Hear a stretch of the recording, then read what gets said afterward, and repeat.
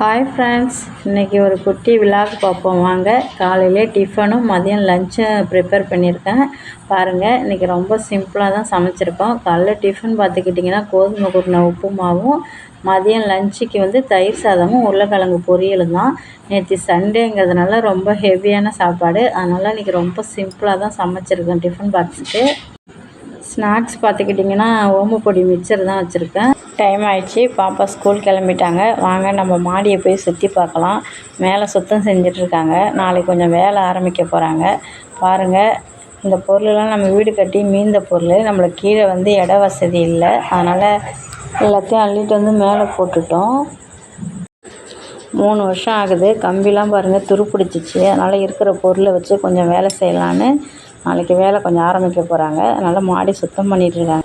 இது எங்கள் பாப்பா வீட்டு மாடி பாருங்கள். இங்கே நிறையா மெமரிஸ் இருக்குது. அது ஒரு தனி வீடியோவாக போடுறேன் பாருங்கள். நம்மளோட குட்டி கார்டனு, நிறையா செடி வச்சுருந்தோம். ஃபஸ்ட்லாம் கேட்டு காம்பவுண்ட்லாம் இல்லாதனால ஆடு எல்லாத்தையும் சாப்பிட்டுச்சு.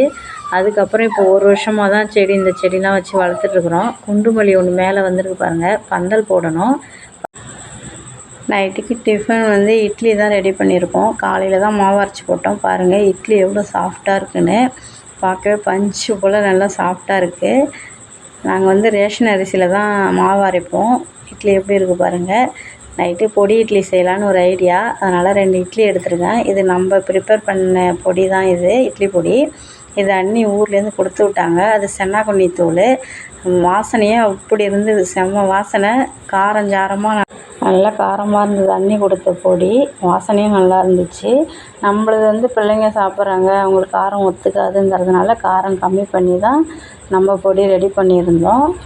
அவங்க பொடி பாருங்கள் கலர்ஃபுல்லாக இருக்குது. அவங்க வந்து பட்டை மிளகாய் அதிகமாக போட்டிருக்காங்களாட்டுக்கு, காரமாகவும் இருக்குது. நம்மளது வந்து கலர் கம்மி தான், காரமும் கம்மியாக தான் இருந்துச்சு.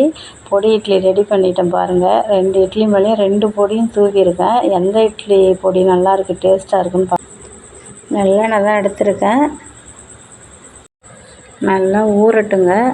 அன்னி பொடி வந்து நல்லா வாசனை. 2 இட்லி நல்லா கட் பண்ணிட்டேன். டேஸ்ட்டு பார்த்துட்டு எப்படி இருக்குன்னு சொல்கிறேன். ரெண்டுமே டேஸ்ட்டு நல்லா தான் இருந்துச்சு. இருந்தாலும் அன்னி பொடி வந்து கொஞ்சம் டேஸ்ட் அதிகமாக இருந்தது, சென்னாக்குண்ணி போட்டதுனால.